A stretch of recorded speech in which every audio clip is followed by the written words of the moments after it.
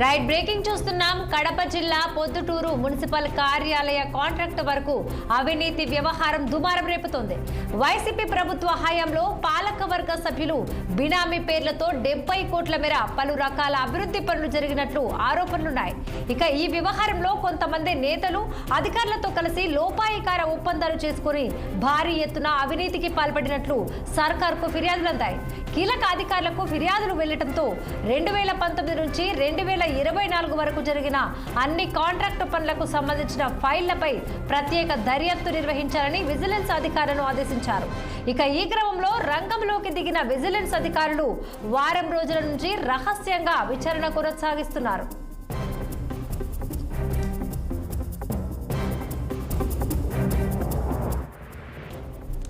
కడప జిల్లా ప్రొద్దుటూరు మున్సిపల్ కార్యాలయ కాంట్రాక్ట్ వరకు అవినీతి వ్యవహారం దుమారం రేపుతోంది. వైసీపీ ప్రభుత్వ హయాంలో పాలకవర్గ సభ్యులు బినామీ పేర్లతో 70 కోట్ల మేర పలు రకాల అభివృద్ధి పనులు జరిగినట్లు ఆరోపిస్తున్నారు. ఇక ఈ వ్యవహారంలో కొంతమంది నేతలు అధికారులతో కలిసి లోపాయికార ఒప్పందాలు చేసుకుని భారీ ఎత్తున అవినీతికి పాల్పడినట్లు సర్కార్కు ఫిర్యాదులు అందాయి. కీలక అధికారాలు ఫిర్యాదులు వెళ్లడంతో అధికారులు 2019 నుంచి 2024 వరకు జరిగిన అన్ని కాంట్రాక్టు పనులకు సంబంధించిన ఫైళ్లపై ప్రత్యేక దర్యాప్తు నిర్వహించాలని విజిలెన్స్ అధికారులను ఆదేశించారు. ఇక ఈ క్రమంలో రంగంలోకి దిగిన విజిలెన్స్ అధికారులు వారం రోజుల నుంచి రహస్యంగా విచారణ కొనసాగిస్తున్నారు. ఇక ఈ అంశానికి సంబంధించిన మరింత సమాచారం అందించేందుకు మా కడప జిల్లా ప్రతినిధి యూసఫ్ ఆన్లైన్ లో సిద్ధంగా ఉన్నారు. యూసఫ్, దీనికి సంబంధించిన డీటెయిల్స్ ఏంటి?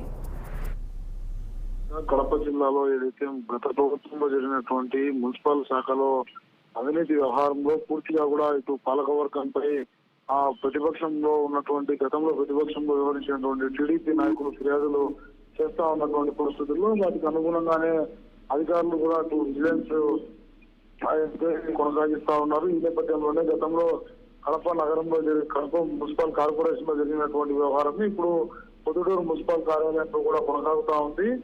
దాదాపు 111 వర్కులు జరిగాయి 2019 నుండి 2024 అని చెప్పేసి గణాంకాలు తెలుపుతా ఉన్నటువంటి నేపథ్యంలో వాటన్నిటిపై కూడా సమగ్రమైనటువంటి విచారణ కావాలని చెప్పేసి మున్సిపల్ శాఖ ప్రధాన కార్యదర్శి ఆ విజిలెన్స్ అధికారులను కోరినటువంటి నేపథ్యంలో మున్సిపల్ యాక్ట్ ఏదైతే ఉంటుందో ఫార్ములా 501, 501A, 501B వాటిల్లో రూపొందించినటువంటి విధి విధానాలు ఏమున్నాయి, ఏ విధంగా కాంట్రాక్ట్ ను వారు దక్కించుకున్నారు, ఎవరెవరు ఈ యొక్క కాంట్రాక్ట్ పనులను నిర్వహించారు, వాటిల్లో ఆ నాణ్యత ప్రమాణాలు కొనసాగించారా లేకుంటే దొరలతనంగా ఆ యొక్క పనులన్నీ కొనసాగాయా అన్నటువంటి కోణంలో అయితే విచారణ కొనసాగుతా ఉంది. ఇప్పటికే దాదాపు 70 కోట్ల మేర 2019 నుండి 2024 వరకు ఇక్కడ మొత్తం 1100 పైచిలకు ఆ వర్కులను కూడా చేసినట్టు నివేదికల్లో వెల్లడైనట్టు తెలుస్తా ఉంది. పొద్దుటూరు మున్సిపల్ శాఖలో అయితే దాదాపు ఇక్కడ ప్రాతినిధ్యం వహించినటువంటి మాజీ ఎమ్మెల్యే వరదరాజుల రెడ్డి బామూర్తి ఎవరైతే ఉన్నారో బంగారు రెడ్డి అతని కడతనంలోనే ఈ యొక్క మొత్తం కాంట్రాక్ట్ వ్యవహారం కొనసాగిందని చెప్పేసి తెలుస్తా ఉంది. ఈ నేపథ్యంలోనే పూర్తిగా కూడా ఈ యొక్క టెండర్ల వ్యవహారంలో ఎవరెవరు ఇన్వాల్వ్మెంట్ అయ్యారు, ఎవరెవరు ప్రమేయం ఉంది, ఎంత దుర్వినియోగం అయింది, ఎవరికి ఆ లెక్కంతా కూడా లబ్ధి చేకూరింది అన్నటువంటి అంశంపై విజిలెన్స్ అయితే లోతుగా విచారణ కొనసాగిస్తా ఉంది. దాదాపు మరో 45 రోజుల్లోనే ఈ యొక్క విజిలెన్స్ నివేదిక పూర్తిగా కూడా అటు రాష్ట్ర ప్రభుత్వంతో పాటు ఇటు జిల్లా కలెక్టర్ చేతికి వచ్చేటువంటి అవకాశాలు అయితే కనబడతా ఉన్నాయి.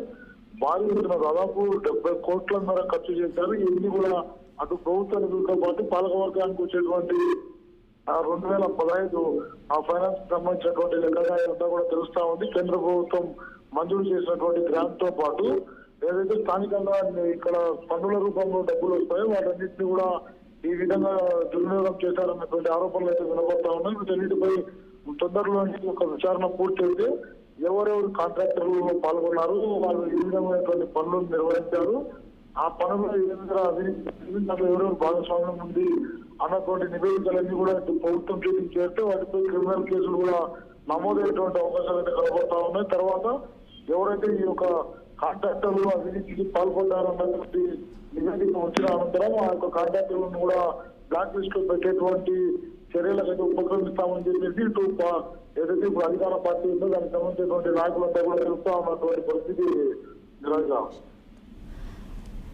యూసఫ్, చూసుకున్నట్లయితే గతంలో కూడా భారీ ఎత్తున అవినీతికి పాల్పడినట్లు సర్కారుకు ఫిర్యాదులు అందినట్టుగా తెలుస్తుంది. ఈ క్రమంలో విజిలెన్స్ అధికారులు రంగంలోకి దిగినట్టుగా కూడా తెలుస్తుంది. మరి దీనికి సంబంధించి ఈ విచారణ ఎంతవరకు వచ్చిందంటారు?